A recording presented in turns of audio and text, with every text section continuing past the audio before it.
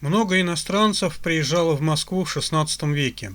Одного из них звали Джильс Флетчер. Вот что он пишет о погоде в России.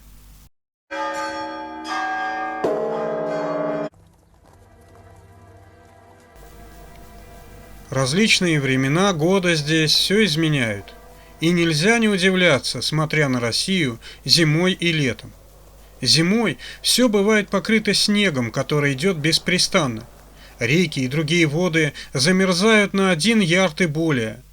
Зима продолжается обыкновенно 5 месяцев, от начала ноября и до конца марта, когда снег начинает уже таять. От одного взгляда на зиму в России можно почувствовать холод.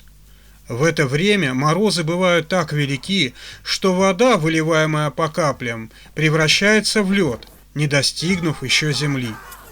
Самый большой холод, если возьмете в руки оловянное или какое другое металлическое блюдо, пальцы ваши тотчас примерзнут, и, отнимая их, вы сдерете кожу. Когда вы выходите из теплой комнаты на мороз, дыхание ваше спирается, холодный воздух душит вас.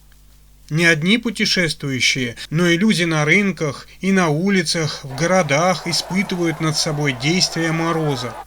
Одни совсем замерзают, другие падают на улице. Многих привозят в города сидящими в санях и замерзшими в таком положении. Иные отмораживают себе нос, уши, щеки, пальцы, ноги и прочее. Часто случается, что медведи и волки, когда зима очень сурова, побуждаемые голодом, стаями выходят из лесов, нападают на села и опустошают их. Тогда жители вынуждены бывают спасаться бегством. Напротив, летом все принимает совершенно другой вид.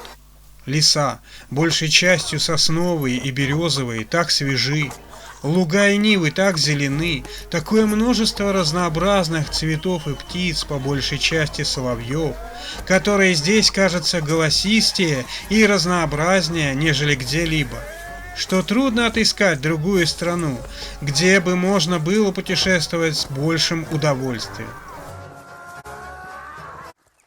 Такой быстрый переход от зимы к весне происходит, кажется, от благодетельного влияния снега. Всю зиму лежит он на земле белым покровом и защищает ее от мороза. А весною, когда солнце начинает греть и превращать его в воду, проникает и увлажняет землю, отчасти песчаную, так глубоко, что травы и растения от действия солнечных лучей показываются и всходят в короткое время во множестве и в большом разнообразии. Как холодна зима, так лето чрезвычайно жарко, в особенности в июне, июле и августе. Здесь оно гораздо жарче, чем в Англии.